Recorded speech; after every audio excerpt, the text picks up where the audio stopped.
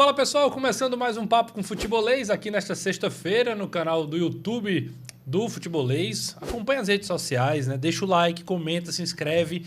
Aqui a gente está gravando nos estúdios Navega da TV Jangadeiro, sempre com um grande convidado, um papo de alto nível, como a gente costuma dizer. Sempre a dupla dinâmica, eu e Caio Costa. Tudo bem, Caião? Tudo ótimo, Renato. Vamos para mais um, né? Mais um para seguir o fluxo da temporada sempre em alto nível. E contando, a gente já teve aqui volante, a gente já teve meia, já teve atacante, velocista. Hoje a gente vai ter um lateral esquerdo para Vamos ter um lateral esquerdo. Para marcar direitinho ali pelo lado, atacar ali.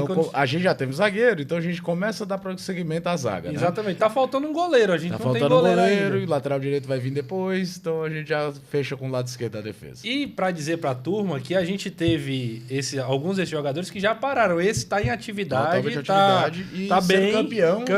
Exatamente. A gente tá recebendo o Sanches junto com a gente aqui. Para nós é um prazer ter você aqui, um cearense que tem desbravado esse mundo aí afora. Esse ano viveu um ano, né, muito bom na carreira, ano de título, de acesso. Prazer ter você aqui no Papo com Futebolês, Sanches. Prazer é meu, Renan. Prazer é meu, Caio. Quero agradecer pela oportunidade de estar aqui com vocês. E por esse espaço também, essa oportunidade de estar contando um pouco da minha história e do meu ano. Como é que foi? Cara, 2024, um ano daqueles que a gente estava até conversando em off aqui, né? Mano, que o atleta gosta de ter, né, durante a temporada inteira. E eu queria que você começasse falando um pouquinho sobre isso. Você defende o Volta Redonda, um campeonato carioca que é dos mais, né, como é que eu posso dizer? Mais importantes. Né? De maior visibilidade em termos estaduais. E o glamour, né, Caio? Assim, a beleza do Campeonato Carioca, né? Quantas vezes a gente não parou para ver finais, jogos memoráveis, quantos jogadores marcantes passam pelo Campeonato Carioca. E, além disso, todo ano, né, na Série C, o acesso, enfim. Como é que tem sido a tua cabeça aí para tudo isso que tu viveu esse ano? Cara, esse ano, ele, para mim, foi maravilhoso. Do início ao fim, individualmente, com certeza do início ao fim. Coletivamente, nosso início não foi tão bom, a gente não fez um Carioca tão bom, que até colocou um pouco de suspeita no nosso time pro decorrer do ano com o brasileiro. Mas eu fiz um Carioca muito bom, realmente é um campeonato muito complicado, tendo Botafogo, Vasco, Flamengo, Fluminense. O Fluminense tinha acabado de ser campeão da Libertadores, o Botafogo com alto investimento, o Flamengo com alto investimento. O Vasco nessa ascensão que eles estão. Então é um campeonato muito difícil, mas o Volta Redonda sempre é a quinta força, sempre está ali buscando chegar.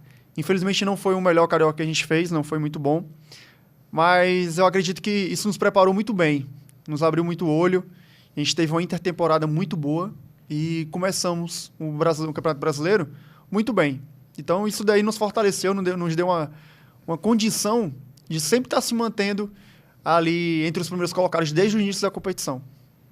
O engraçado é que a Série C sempre tem grandes clubes de massa, né? Você, inclusive, jogou a Série C por e tem um acesso, a gente vai conversar isso um pouco depois. Só que a final foi entre o Volta Redonda, que é um clube tradicional, mas não de grande torcida, contra um dos projetos mais, talvez, vencedores de SAFs pequenas do Brasil, que é o Atlético. E as imagens da final de São João del Rei é sensacional. O estádio entupido e o Volta Redonda ganhando. Como é que foi esse jogo? Como é que foi a emoção de ser campeão brasileiro em cima de um estádio cheio, por mais que seja com a equipe de não ter tanta tradição, mas que fez um baita campeonato como vocês, vieram de encontrar de vocês num grande campeonato mineiro, um investimento, vem da Série D, ou seja, é um projeto muito forte que tem lá em São João del Rei, mas o ambiente no estádio era sensacional, o estádio entupido e vocês mesmo assim ganharam o título. Cara, essa foi, sem dúvidas, eu acho que, sei lá, desde quando criança que a gente disputa finais em escola, essa pra mim foi a melhor possível. Porque, por mais que você já dê um contexto, assim, perfeito, o time deles é um time muito bem, assim, equilibrado, fora de campo, eles dão sempre muita condição para os jogadores dentro de campo, a gente já conhece um pouco, até de quem trabalha lá também. Então, é um time, é uma estrutura por fora que realmente dá muita condição, e eles mostraram dentro de campo que foram preparados para isso. Mas, durante o ano, o único time que ganhou da gente 2 vezes foi o Atlético. Eles tiraram a gente da Copa do Brasil. E quando a gente foi enfrentar eles no Brasileiro, no primeiro jogo, na primeira fase inicial, nós tomamos 3-2. E foi um jogo muito chato, que a torcida deles pega no pé, eles estão ali no nosso cangote. Joga pequenininho, pequeno, joga cerveja, joga água, joga um monte de coisa. Eu tô sempre na lateral do campo. Eu não tenho um lateral que eu pegue na bola que alguém não joga alguma coisa em mim. Então, é um time muito chato. Eles realmente são muito chatos. E um detalhe muito importante foi que quando a gente percebeu que a gente já estava encaminhando para subir na segunda fase, que a gente já estava, por exemplo, ganhou do Botafogo ali, estava só esperando o Remo. Internamente, a gente já estava assim, cara, o que a gente poderia enfrentar na final? 90% dos meus companheiros falavam assim, Atlético. Tem que ser o Atlético. Que a gente não pode... devolver. A gente não pode ficar um ano sem ganhar deles. Sem ganhar de um time que ganhou da gente 2 vezes. Ainda mais que tiraram a gente de uma competição diretamente, que é a Copa do Brasil. Então, foi um contexto foi muito bom para essa partida, porque a gente, desde a primeira partida aqui, a gente só enfrentou eles lá. Aqui que eu falo? Sim, no Raulino. Volta Redonda. Isso. No Estádio da Cidadania. E a gente sempre falava, a gente falou pro treinador, inclusive, isso daí. A gente chegou pro treinador no dia do jogo do São Bernardo, que era para completar a tabela, porém que a gente tinha que ganhar para concretizar a primeira colocação do grupo e ir pra final. E aí a gente falou isso pra ele. Aí ele falou assim, vocês querem enfrentar o Atlético? Aí a gente, tem que ser o Atlético, não poderia ser outro. Tem que ser ele. E a gente quer primeiro jogo no Raulino, que a gente só pega eles lá, eu quero ver aqui. Daí, tudo esse entorno aí foi a gente entrar com sangue nos olhos, desde o primeiro jogo, desde o primeiro minuto. Jogar bem, jogar mal, isso aí depende muito de como tá o dia do jogador e tudo, mas questão de você correr, de você estar com vontade de... Na disposição, eles não iam ganhar a gente. E acabou que essa final pra gente foi muito boa. O jogo lá foi sensacional também. A torcida deles é muito chata, é muita gente, o estádio pequeno, parece assim um caldeirãozinho assim que você tá lá, o momento que você vai pra aquecer, é gente xingando. Então é um jogo muito bom, é um jogo de final. O jogo de final é muito gostoso. Esse foi um daqueles momentos que você falou, né? Toda criança, o menino que sonha em ser jogador, imagina passar um dia, né? Mas se bem que podia vir aí, por exemplo, um Remo também, pegar o Remo no Mangueirão ali. Mangueirão. Seria do Mangueirão, né? Com certeza. O Remo também seria uma outra potência. E o que é que a gente pode esperar? E aí eu queria que você falasse do Volta Redonda e dessas equipes que vieram da Série C para a Série B. Porque a gente viu aí o Vitória, que você fez parte daquela campanha de sair da Série C para a Série B, e ver o Vitória hoje na Série A do Campeonato Brasileiro. Como é o projeto do Volta Redonda? O que é que você escuta falar também dos outros projetos, das equipes que subiram, né? Além de Volta Redonda e Atlético, Remo e São Bernardo. Como é que vem essas 4 equipes para a disputa da Série B no ano que vem? Olha, o Remo é um time de torcida, tá sempre ali buscando, sempre tá na Série B, na parte de cima, ele não vem concretizando isso, mas a gente sabe que time de torcida, eles já tem uma pré-determinação a estar sempre lá em cima, aquela cobrança toda. Agora, por exemplo, Volta Redonda, Atlético, Ferroviária. Sim, a Ferroviária, exato. Ferroviária. São clubes que eles... no caso, Atlético não, que é muito recente. Eles tiveram uma ascensão muito rápida. Foi de D para C e agora de C para B.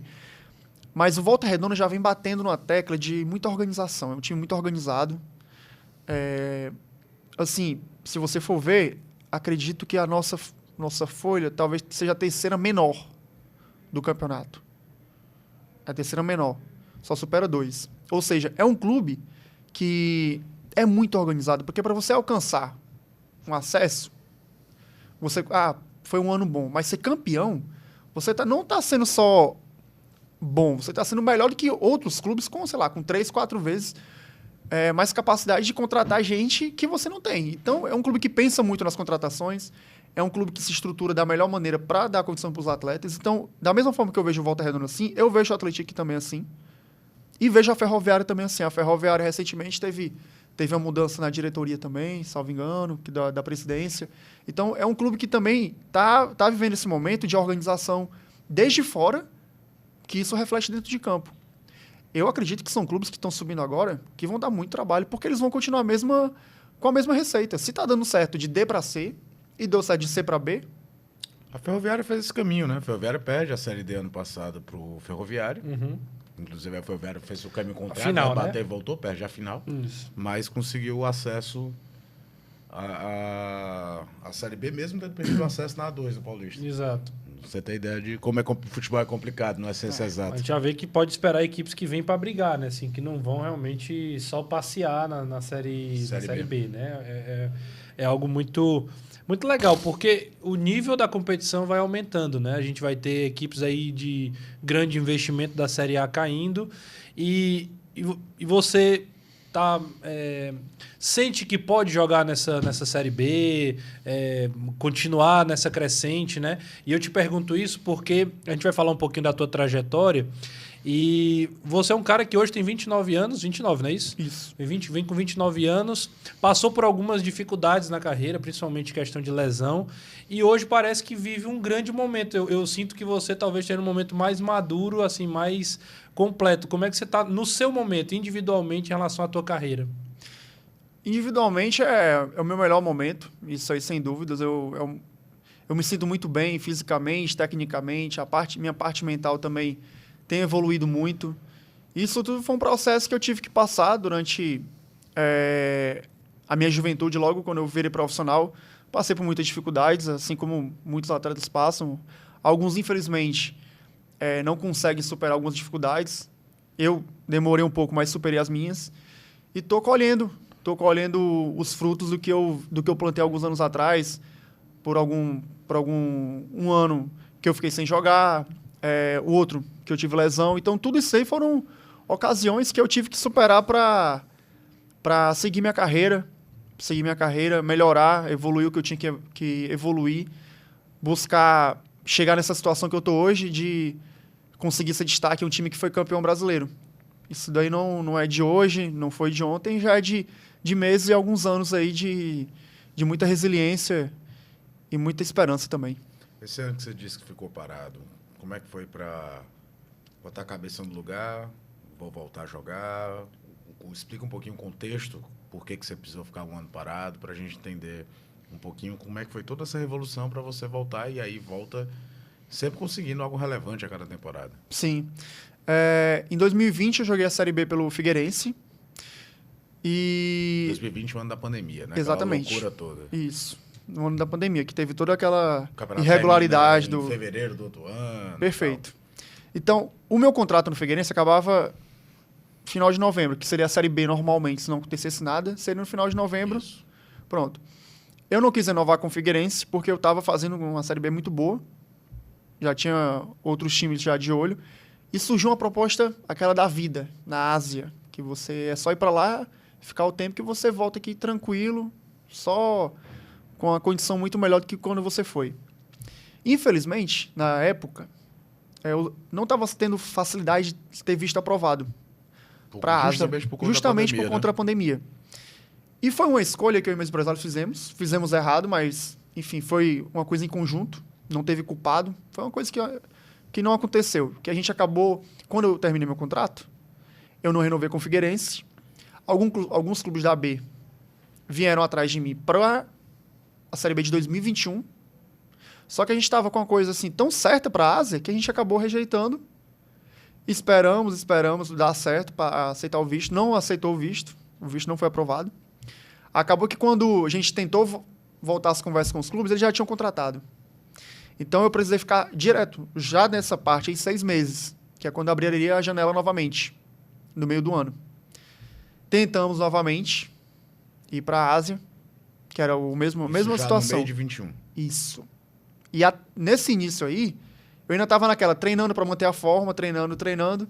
Só que quando veio o meio do ano, que eu vi que não ia dar certo, e não tinha clube para eu ficar aqui no Brasil, que já estavam todos contratando, e até a situação financeira que estava um pouco complicada, isso tudo, esse contexto todo aí foi um pouco difícil. Aí foi que bateu a real. Cara, eu vou ficar 1 ano sem jogar futebol, por simplesmente ter escolhido um caminho errado. Isso para mim foi um baque muito forte, porque eu não tinha aquela de culpar alguém, porque não tinha como eu culpar algo que eu participei. Era mais uma meia-culpa, né? Exatamente. O que eu poderia fazer é tentar tirar algo bom daquilo e criar uma rotina, porque se tem uma coisa que a gente mais vê aí na internet, talvez, seja você tendo uma rotina, você tende a manter seu foco, manter no mínimo um caminho que você está seguindo. E eu comecei quando eu notei que eu não ia conseguir jogar futebol profissionalmente nesse ano, eu criei uma rotina de leitura e muito treino. Eu li aproximadamente 40 livros nesse ano de 2021. Mais especificamente, foi a partir de abril. Porque até abril eu estava naquela de treinar, treinando. Uma hora vai aparecer a Série B, daqui a pouco chega o meio do ano, eu vou para a Ásia. E quando isso não foi acontecendo, eu fui criando minha rotina, comecei a praticar alguns esportes que estavam sendo liberados para treinar, que nem todos estavam sendo. Sim. Futebol, os rachinhas que a gente pode bater, não podia, por causa que era outras pessoas, contato. Então, tive que me virar, fiz crossfit, fiz aula de futebol. Então, pra mim, eu fiz até triatlo, pra ter noção. Então, isso daí foi o que me sustentou. Muita leitura, eu li muito, muito mesmo, me aprofundei, cresci muito espiritualmente. E fiquei numa melhor condição física possível. Eu só fui me pregar novamente em novembro, na Portuguesa, do Rio de Janeiro. E quando eu cheguei lá muito acima. Os caras tudo voltando pra fazer pré-temporada e tu voando. Muito acima. Aquela condição que a gente tem de VO2 sobre recuperação, a minha estava muito acima. Você faz natação, você melhora muito o seu cardio. Então, eu voltei muito bem. E aquilo dali para mim, assim que eu já iniciei o Carioca, que eu já iniciei fazendo gol no Flamengo, já fazendo grandes partidas, foi algo que, cara, aquilo dali foi tipo, cara, valeu a pena. Cada dia que eu não deixei de treinar, cada dia que eu não fiquei deitado na cama 1h30 só olhando pro teto, que o despertador tocava, eu vou levantar e fazer o que tinha que fazer. Tudo aquilo que eu vivi no ano de 2021 valeu a pena, porque no Carioca, cada jogo, cada treino, eu tava fazendo valer a pena. O ano todo que eu fiquei sem jogar. E até hoje. Eu penso como se, cara, eu não posso deixar um dia sequer sem dar o meu melhor, porque em 2021 eu tava pedindo a Deus para voltar a fazer o que eu faço hoje. Antes da gente seguir na carreira, eu queria que você desse uma dica de leitura pra galera aqui que tá assistindo. Que tipo de Diz livro? uns 3, assim, que tipo de livro que cara, pode te ajudar. Tem um leitor que eu acho ele sensacional, que é o Augusto Cury. Ele eu acho sensacional. Napoleon Hill. Li 5 livros do Napoleon Hill e um 7 do Augusto Cury. São dois bem diferentes, autores bem diferentes. Augusto Cury, quem quer uma parte espiritual mais forte, eu acho interessantíssimo. Napoleon Hill, para quem quer crescer interiormente em relação à disciplina, em relação a começar a ver o mundo de uma forma diferente também para si mesmo, eu acho interessantíssimo. O terceiro autor, eu vou colocar a Bíblia, porque foi o livro que eu mais li durante cada dia, então... Tu já era um cara mais assim espiritualizado, ou foi esse momento que também fez tu se concentrar mais nesse aspecto? Não, foi esse momento. Eu sempre gostei de ler, não lia com tanta frequência,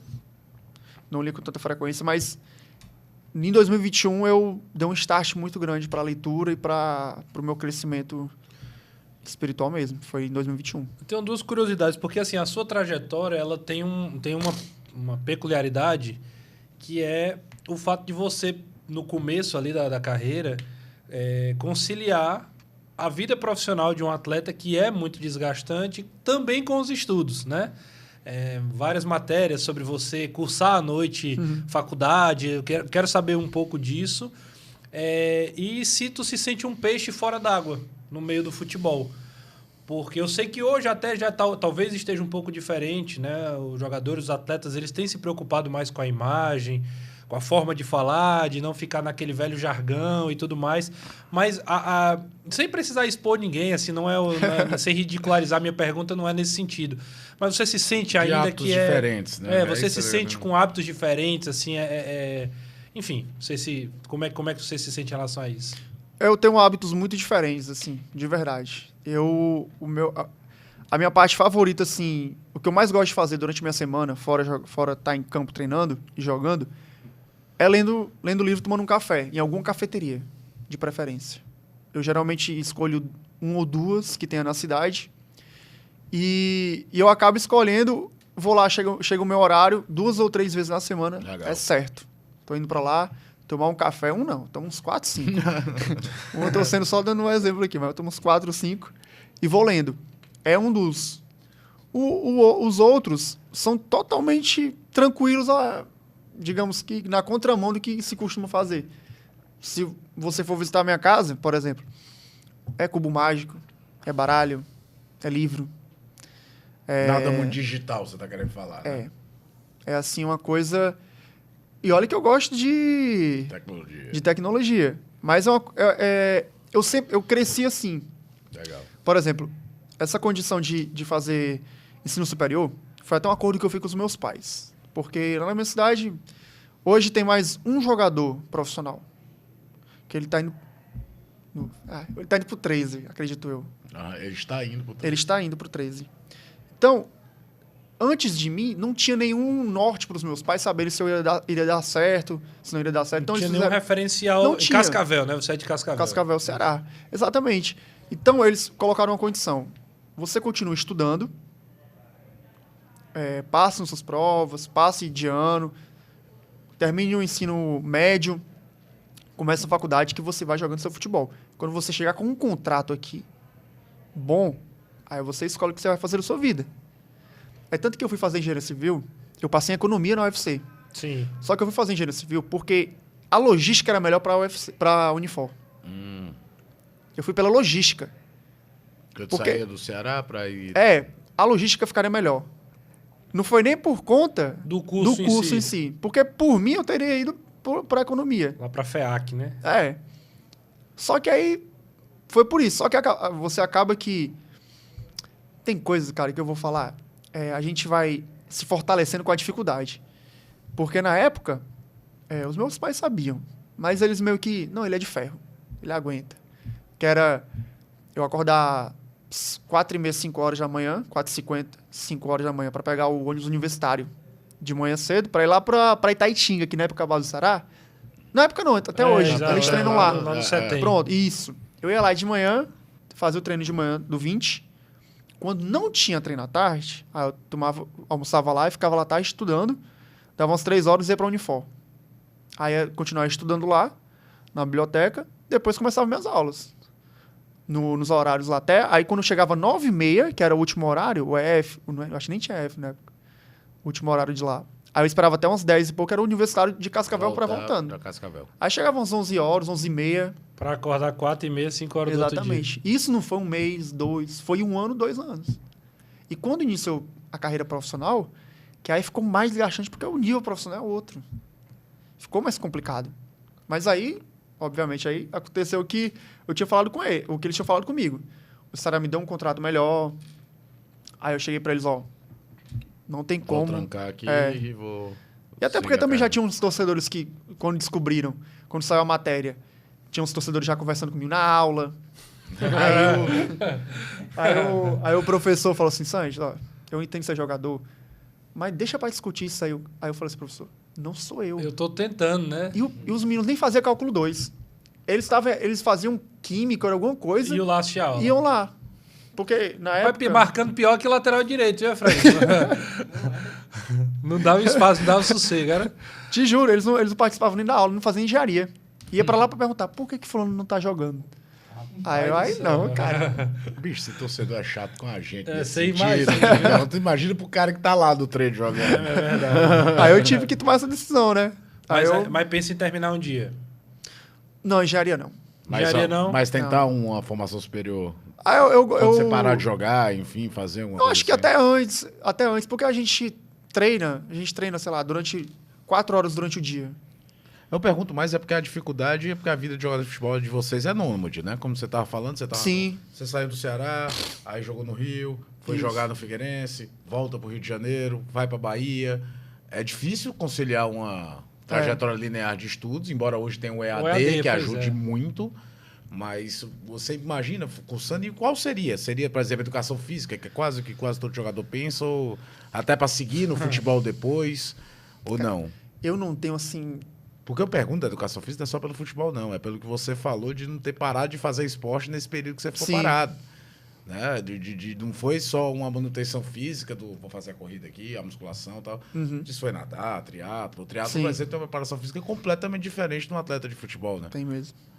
Não, é totalmente diferente. Não tem condições. É tanto que isso me deu muitas valências. A consciência corporal que eu tenho hoje é muito diferente de quando... antes de 2021, por exemplo. Tive que criar muita consciência corporal na marra, no treino, na raça mesmo.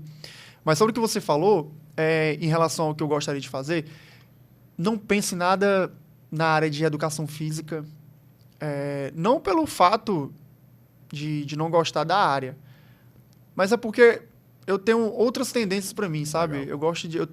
Eu vejo para mim um outro caminho, gosto de números, eu gosto de... As velhas exatas. Eu gosto de ciência, mas não a ciência química. Eu gosto de umas ciências mais exatas. Vai pra tecnologia. Tá com cara de que você vai pra TI. Eu tô com muita... Esse papo aqui eu conheço, né, Efraim? Se não é engenharia, não é educação física, e ele gosta de número, mas não é desse negócio de biologia e tudo, tô achando que você vai pra TI, viu? Pois vai ser um analista, teve um programador... Por exemplo, eu gosto de discutir muito com os meninos, porque eu tenho uma luzinha de treinador, que tem uns botãozinhos e tal. Lima, né? Exatamente. Aí eles ficam discutindo comigo coisas que pra mim não faz sentido nenhum, que não tem espaço. Os meninos que tu fala, os do companheiros... do time. Aí eles falam, cara, mas é muito fácil marcar isso aqui. Aí vamos colocar aqui na luzinha. Aí eu mostro pra eles. Porque eu vejo espaço, vejo diferença assim, pô, é muito mais rápido você correr 3 metros pra direita do que 7 pra esquerda. Muito mais rápido. Não importa o local que eu tô correndo. Sempre muito mais rápido correr 3 do que 7. Só que no jogo, eles acham que é diferente. Sim. E por N questões. Aí eu gosto de mostrar pra eles aqui, porque fica mais fácil. Eles conseguem entender o que eu tô falando. Porque falar por falar, fica um pouco mais complicado. Quando você mostra, aí é mais legal. E ter essa condição de você... Porque assim, eu, graças a Deus, consigo geralmente passar o que eu penso pra eles. Verbaliza o que pensa. E é difícil, não é difícil, porque às vezes eu vejo que eles pensam bem, só que não conseguem... Executar. Até falar, por exemplo, chegar pra mim e falar o que eles querem. Por exemplo, um atacante falar, por exemplo. Eles não falam, Sanches, coloca a bola no ponto futuro entre o zagueiro e o goleiro. Eles falam de outra forma. Eles falam assim, joga ali que eu chego. É diferente. Mas é um segredo que eles estão falando também, entendeu? Tô dando um exemplo. Tem outras coisas que eu não... Até eu fico pensando, será que eles entendem o que o treinador tá pedindo? Porque hoje em dia, o futebol tá muito tático. Hoje em dia, 4 metros que você ganha de vantagem no espaço entre 3 jogadores faz toda a diferença. E para mim, o meu estudo, as minhas leituras, me ajudam tudo nisso. No meu raciocínio, no meu cognitivo. Para mim, eu só tenho a ganhar. Hoje eu já vejo de uma forma diferente. Por isso que eu falo, o atleta ele tem 4 horas de treino no campo. Ele tem mais 20 para ele descansar, no caso, dormir, e outras para ele fazer alguma outra coisa que talvez ajude ele ou só descanse mais. O que pode ajudar ele? Ficar com a família, se distrair, ler, ver o jogo dele, N coisas. Então, são escolhas. Você só determina que tipo de escolha você tem que fazer. Eu percebi um certo jeito para ser treinador. É uma possibilidade também, não? A pranchetinha ele já tem. Sabe explicar o que ele quer. Treinador é uma possibilidade? Não? Nenhuma. Ele só tá com 29. Não sei, eu tô... Posso queimar minha língua futuramente, mas... Vamos ver mais na frente. Rapaz, é complicado você lidar com o jogador. Né? Vixe. Ele tá falando como um. A propriedade causa. Pois é. Não, eu tenho propriedade pra falar. É sim. difícil, cara. Com um é complicado, mas com 30. É difícil. É difícil. Mas pegando se fosse pra ser treinador, qual treinador que tu teve que você olha assim, pô, esse cara era F, esse cara é diferente? Pode ser no só um, pode ser em outros também. Não tem como eu colocar só um, não. Vou, por exemplo, esse que eu tô agora, o Rogério Corrêa. Pô, ele conseguiu 3 vezes levar um time pra uma segunda fase. 3 anos seguidos na segunda fase. É o que eu falo, um investimento com orçamento bem menor, com times diferentes. Então, ou seja, ele conseguiu fazer isso com um time, com orçamento baixo e com 3 times diferentes.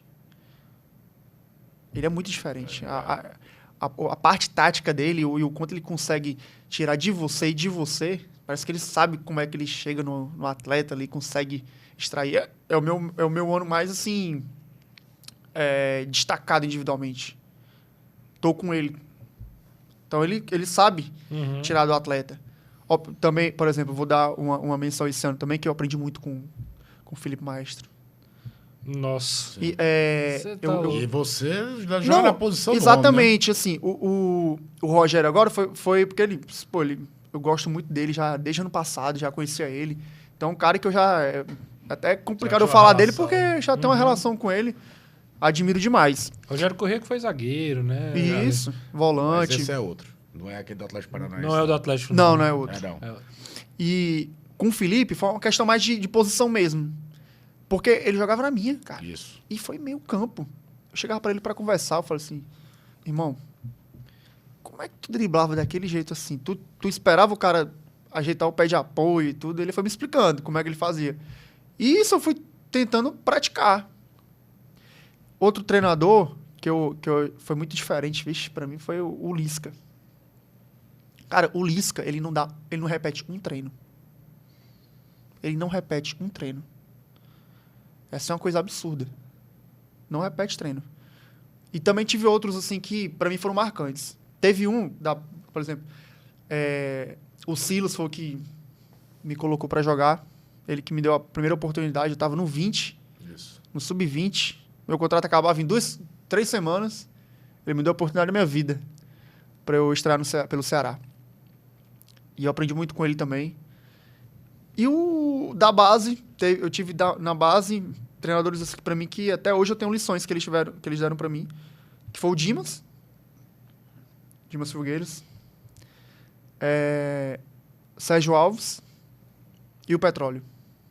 É só ídolo também. Você falou do Silas, você sobe num ano que é sui generis do Ceará. É um ano que começa com um título histórico, que é a Copa do Nordeste, passa por uma final de cearense que até hoje é traumática. Nem me lembro. Você vai para uma Série B completamente acidentada. Por exemplo, falando de técnicos, aquele ano o Ceará teve... Eu vou até contar o primeiro, que não tem muito equação, cara. Dado Cavalcante, Silas. Depois do Silas foi Geninho. Isso. Marcelo Cabo, para terminar com Lisca. Como é que é para um cara Perfeito. que está subindo na base, esse turbilhão todo, como é que foi... o que é que... Ano que vem a gente completa 10 anos desse ano. Então, como é que vai esse flashback do que foi aquele ano de 2015 para o menino que estava subindo para o profissional?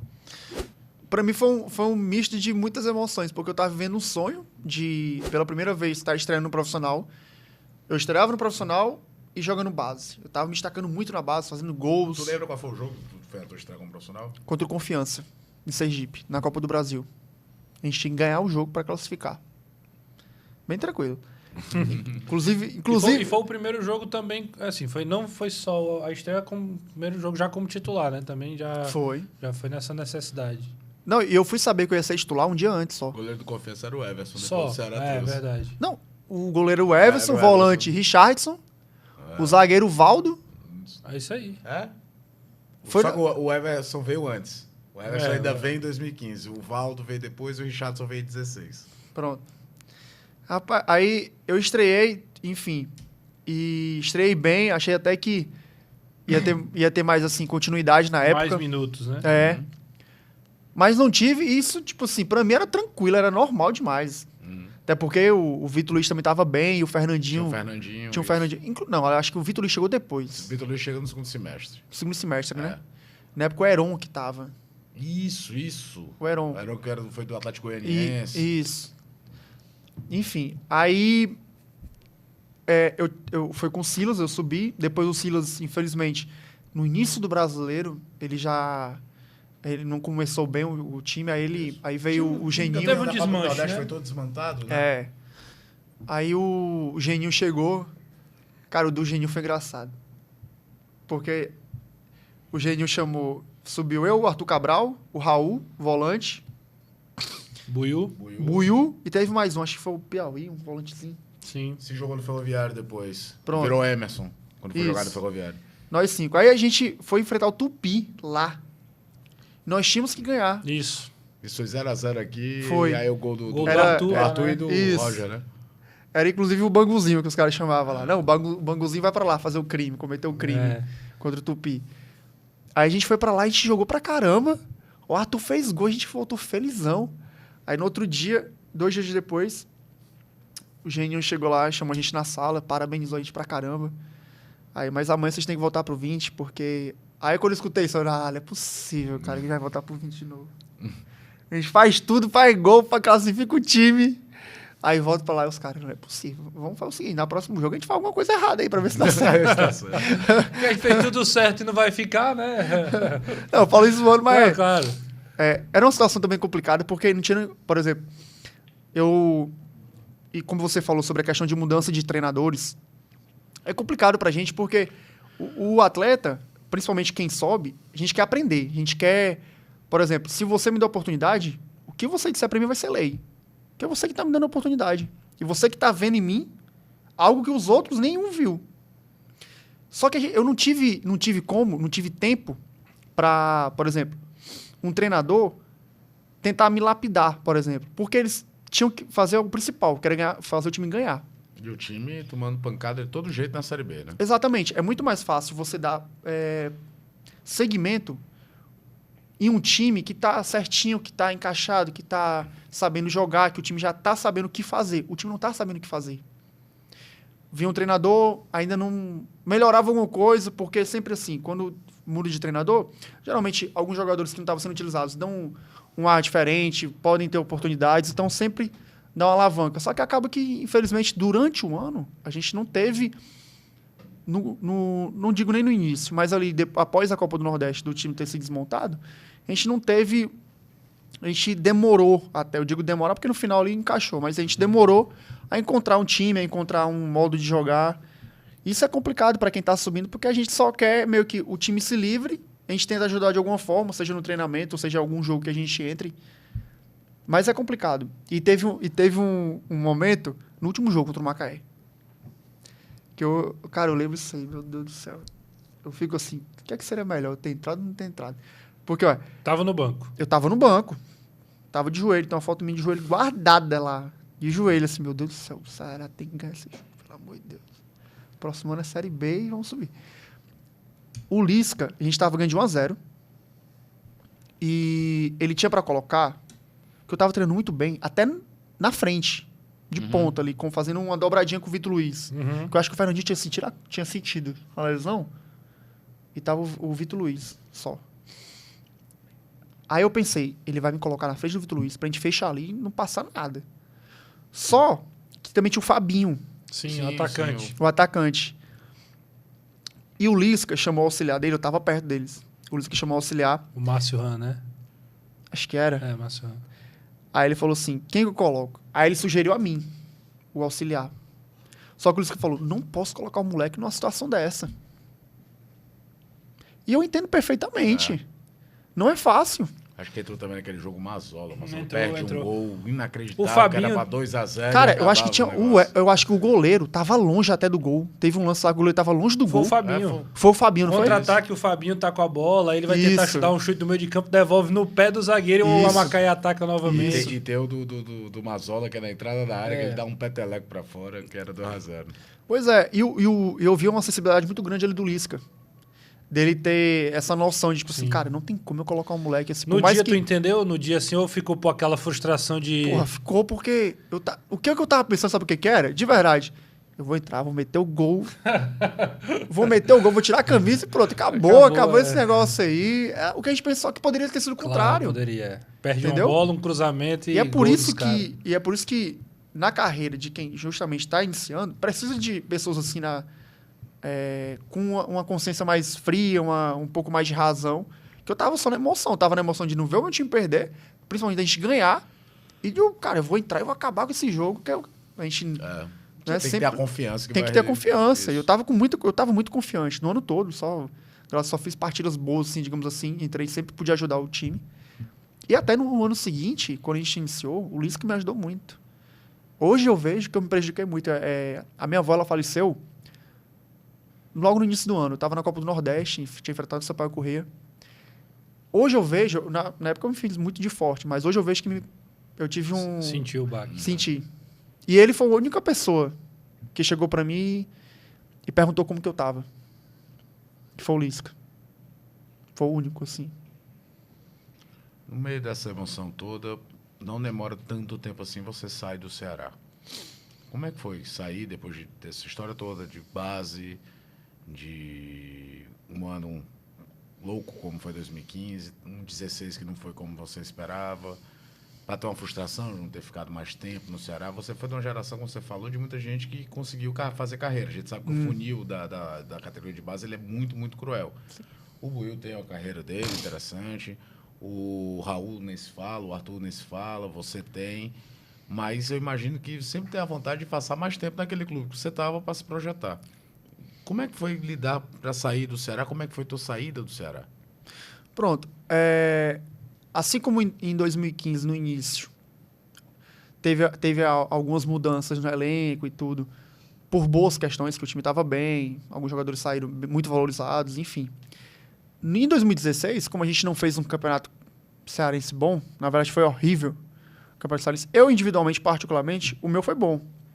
Só que, coletivamente, não foi um bom campeonato cearense. O Ceará ficou fora da semifinal do estadual. Exatamente. E quando isso aí acontece, cara, para um time como o Ceará, isso é inadmissível.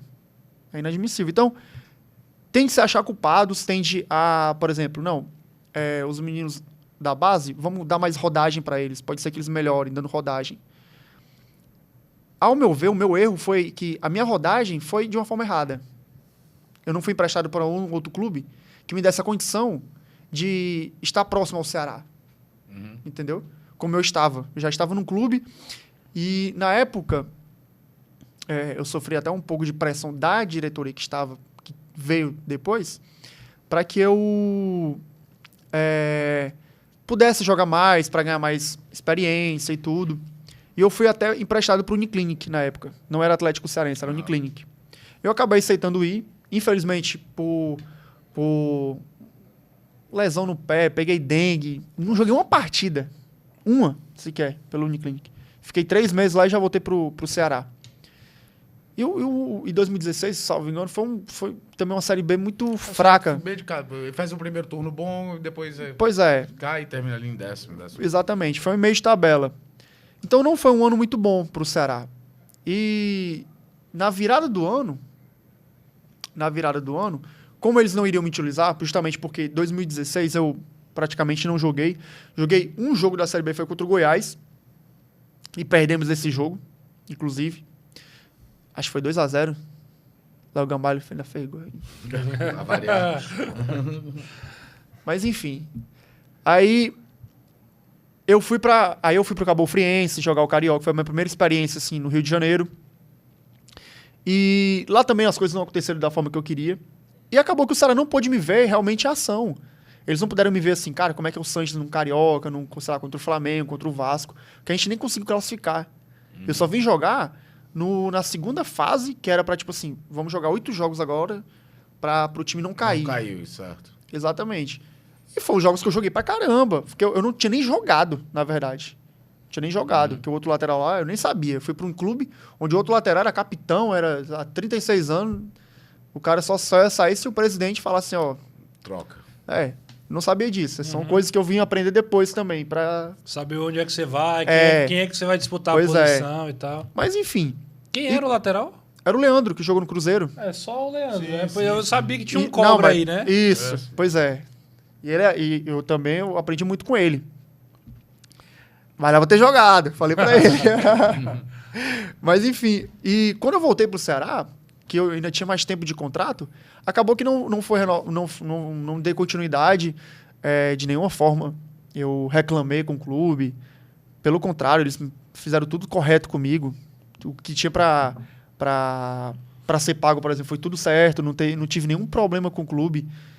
Então, pra mim, eu acho que eu só não tive, assim, sorte.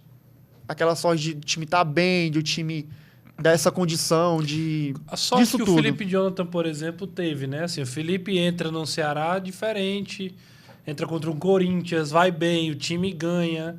É uma situação só para pegar dois caras que são daqui, né? O Felipe hoje está no Fortaleza. Na minha opinião, ele fez uma escolha muito inteligente. Na época, ele tinha acabado o Cearense e eu acho que ele não tinha jogado tanto assim, o Cearense. Não, teve poucas Só que ele ficou.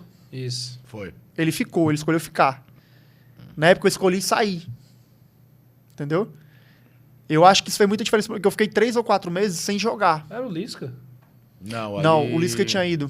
Quem coloca o Felipe? O Felipe Jonathan, ele joga estadual de 18 com o Chamusca.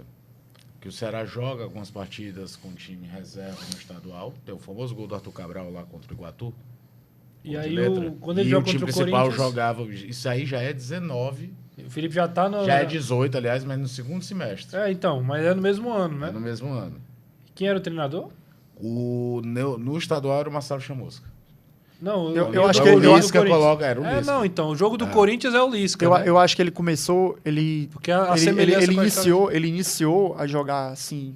Que eu com vi. frequência foi com o Lisca. Isso. E foi numa fase que o Ceará tinha que tava brigando para não cair na Série A, não era? Era. Tinha o titular era o João Lucas. Isso. O João Lucas se contunde. E eu me lembro bem que naquela semana se discutia se o Brock, o zagueiro, ia jogar lá atrás esquerdo. E o Lisca bancou o Felipe jogando. Não, o Lisca ele tem... Mas a minha memória aqui foi exatamente para mostrar como é... Sim. Você falou de sorte, né? Tem muito a ver com essas escolhas também. Porque Sim. o treinador acabou que era... assim, em algum momento acabou sendo o Lisca também. Aí, eu queria falar depois um pouquinho também sobre a tua chegada ao Ceará, que é um dia inusitado, né? Que você vai para uma coisa e acaba fazendo teste. Mas para a gente pegar essa sequência da tua carreira, tu passou um tempo no futebol carioca, né?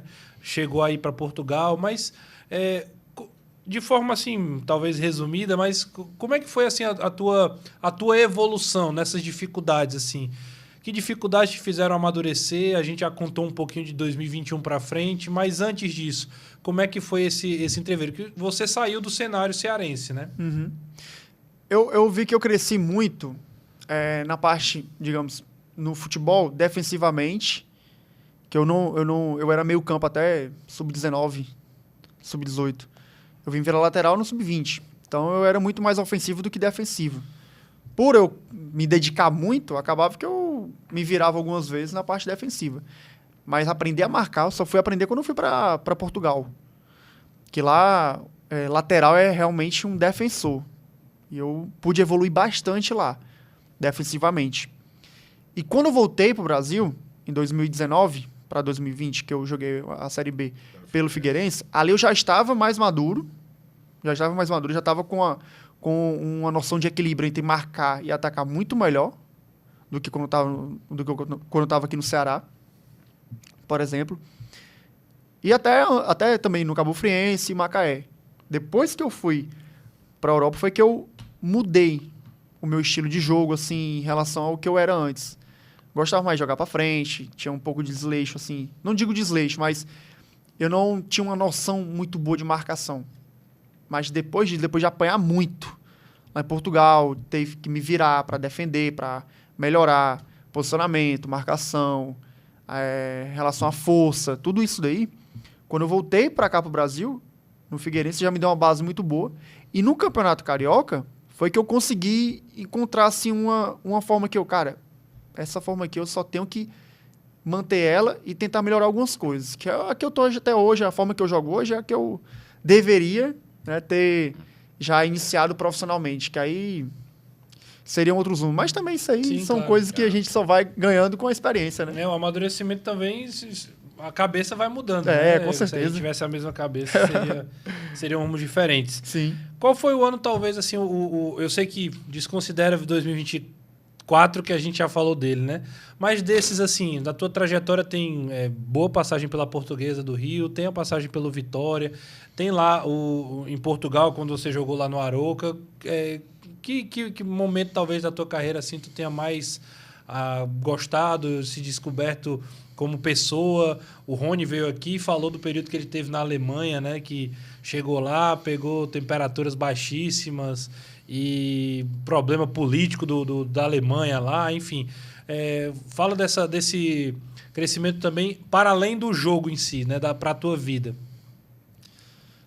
Cara, Portugal para mim foi um período muito complicado, porque foi a minha primeira experiência fora do Brasil, única por enquanto, mas que eu saí de um estado quente, com minha família, com amigos, até do Brasil, porque brasileiro é mais assim acalorado, a gente conversa com todo mundo, para ir para um país totalmente diferente, um país que não é todo mundo que está disposto a te ajudar, a conversar, a saber como é que você tá.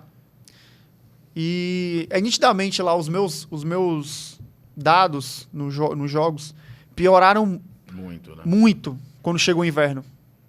Em relação as estatísticas de jogos. Eu no verão era um jogador, foi inverno, fui outro, por exemplo. Mas não era só a questão do campo, era fora do campo. Eu até depois que eu sei lá, final de 2019 para 2020, já estava com psicóloga. E ela notou pelos meus traços que eu estava conversando que eu estava com meses de depressão. Porque no inverno, eu tinha passado Natal sozinho, virado de ano sozinho, sem minha família, sem amigos também. Uhum. Então, isso tudo para mim, na época, foi muito complicado. Porque ao passo que eu estava diminuindo meu rendimento em campo, fora estava piorando cada vez mais. Porque de jogador de futebol, a gente é muito... a temperatura da gente vai de acordo com o que a gente faz dentro de campo. Sim. E ela melhora um pouco quando você tem sua família para dar uma acalmada, quando tem uns amigos, quando tem pessoas que te conhecem e sabem da sua essência. Eu tinha perdido minha essência. Eu não já sabia mais quem eu era e acabei me perdendo. E eu não tinha mais o prazer de jogar futebol. E isso tudo durou alguns meses, que para mim foi muito complicado. Demorei muito e eu só consegui notar o que estava acontecendo comigo depois que eu saí lá do país. Porque até eu sair de lá, para mim eu tava assim, cara, eu acho que eu não sei mais jogar futebol. Eu vou fazer outra coisa na minha vida. Porque eu não sei o que eu tô fazendo aqui. Tô indo pro treino, querendo voltar para casa. Chegava em casa, não queria fazer outra coisa, não sei assistir série. Isso não é coisa normal de um atleta. Isso não é uma... Você se preparou para passar a sua vida fazendo aquilo e não estava conseguindo E não estava conseguindo fazer aquilo. Então eu notei que isso estava errado, tinha uma coisa errada. E só um profissional olhando de fora e a gente contando o que a gente está passando, é que vai saber identificar. E aquilo tudo para mim, aquilo ali foi perigoso. Porque tem gente que não consegue sair de uma situação dessa. Acaba que dificulta muito a carreira. E para mim, graças a Deus, não dificultou minha carreira. Foi um momento que eu deu tempo de eu... Recalculou rota. Exatamente. Para mim foi a parte mais difícil. Tem algum sonho assim na tua carreira que tu ainda quer realizar? Tu falou de ainda não... Eu só joguei em Portugal, ainda não fui... A única experiência no exterior. A única experiência no exterior, não fui para outro canto ainda. É um sonho, é um desejo. Voltar ao Ceará é um outro desejo. Passa pela tua cabeça, ou tu também é descansado assim, entrega na mão de Deus para que aconteça. Quais são os teus objetivos assim pessoais? Tu é um cara que ainda tem muita trajetória pela frente. Eu tenho muitos objetivos na minha carreira. Teve um que o meu pai até falou comigo assim, que ele mostrou uma entrevista minha que eu tinha dado quando eu tinha 19 anos, quando eu tinha acabado de subir profissional. O cara perguntou assim, qual é o seu sonho? Aí eu falei, ser o melhor lateral esquerdo do mundo. Com 19 anos. Alto, né? Aí o meu pai falou assim, tu já desistiu desse? Aí me doeu na alma aquilo dali. Aí ele falou assim, olha, não sei se tu vai ser... Ele falou, porque assim, no mínimo, tu é campeão brasileiro. Tu já tá melhor do que muitos aí. Só que tem 20 clubes na tua frente. E contando Inglaterra, contando... Cara, em alguma coisa você tem que mirar. Você tá vendo que você tem capacidade. Idade hoje no futebol é diferente. Tem tanto jogador estreando na seleção com mais de 30 anos. E o que o meu pai passa pra mim reflete muito no que eu faço, desde criança. Porque meu pai que me deixava todo dia e voltava durante 1h30 para vir, 1h30 para voltar de carro. Ele que vinha comigo. E o meu sonho hoje, um dos meus sonhos hoje é que o meu pai veja em mim aquele atleta que ele viu quando ele estava me levando para treinar. Eu acho que ele já tá vendo, mas que ainda falta alguma coisa. E eu acho que esse ainda falta alguma coisa, talvez seja um título de Série A, talvez seja eu vestir uma camisa de seleção brasileira.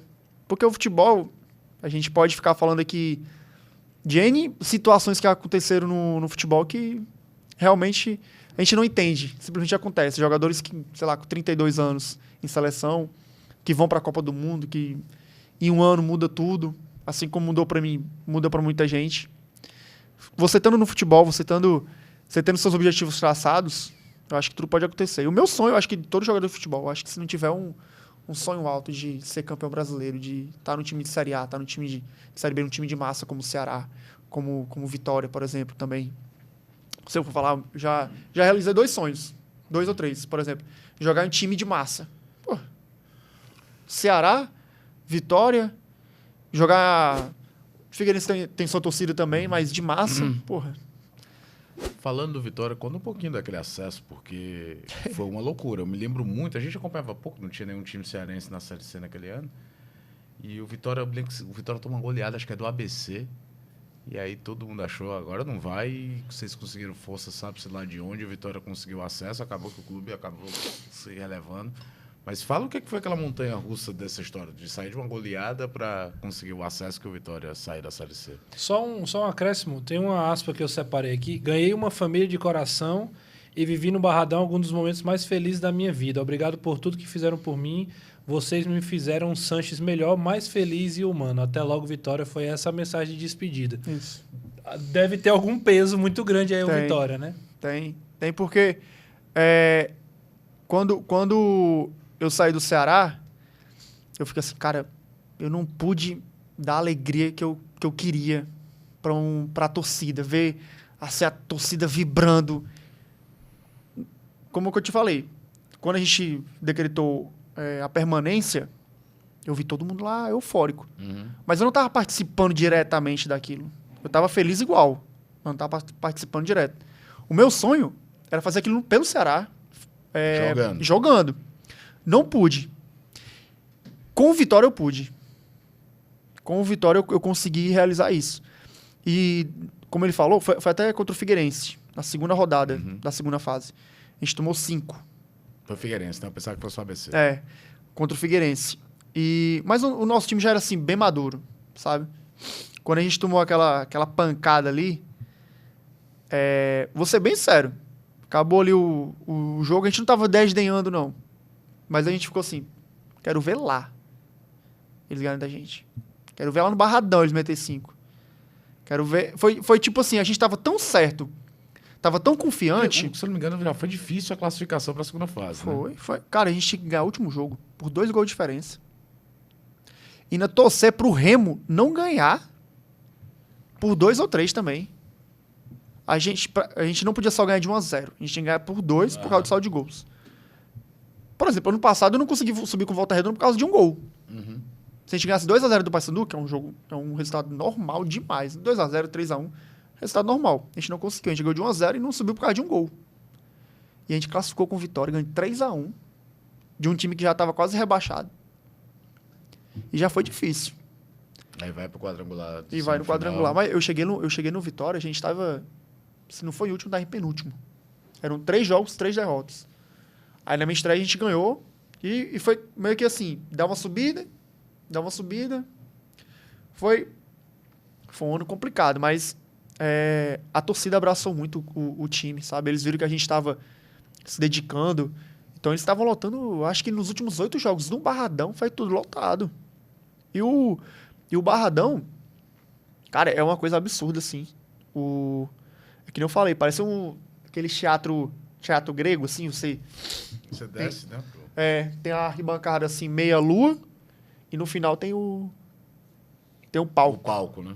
Que é o estádio. Cara, é uma loucura. É um buraco, assim, e os times sentem isso daí.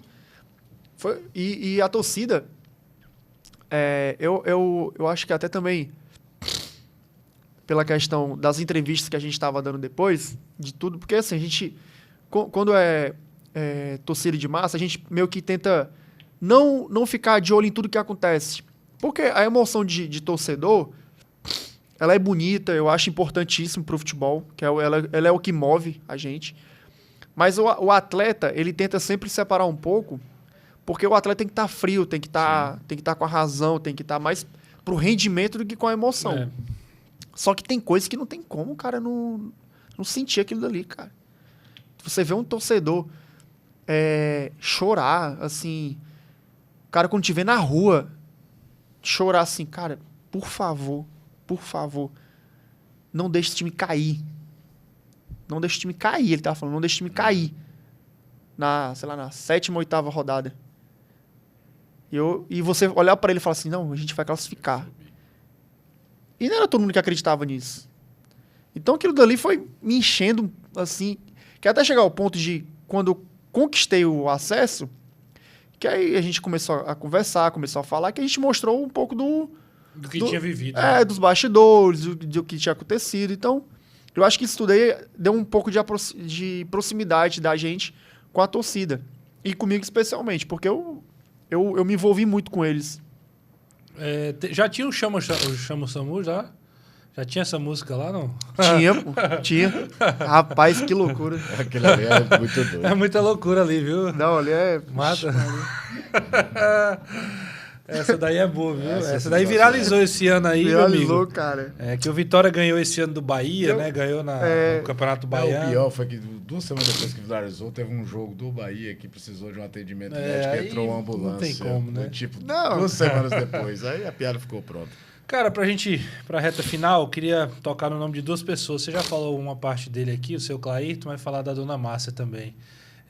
Você já falou da importância da sua família, do apoio que eles deram a você.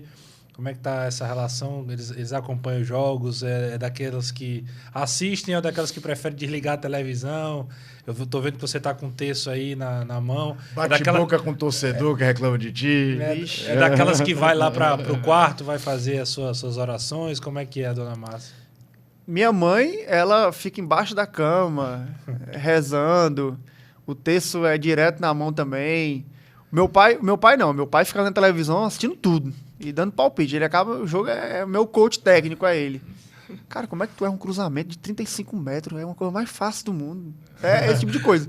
E minha mãe fala assim, meu filho, na 4ª Ave Maria que eu tava aqui, você cruzou uma bola perfeita.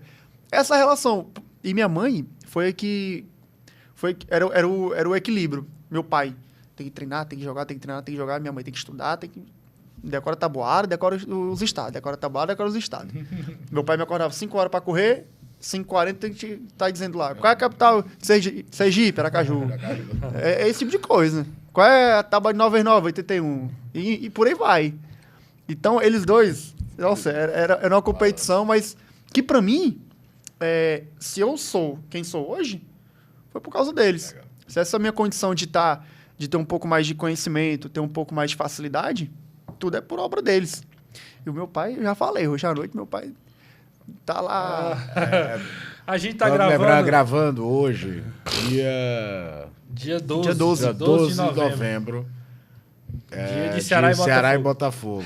Tá? Que o Ceará pode entrar... Botafogo e Ribeirão Preto. Hoje pode terminar o dia com o Ceará no G4 ou frustrando o torcedor. Quem sabe não seja alegrando o seu Clairton, né? Rapaz, tomara que o homem...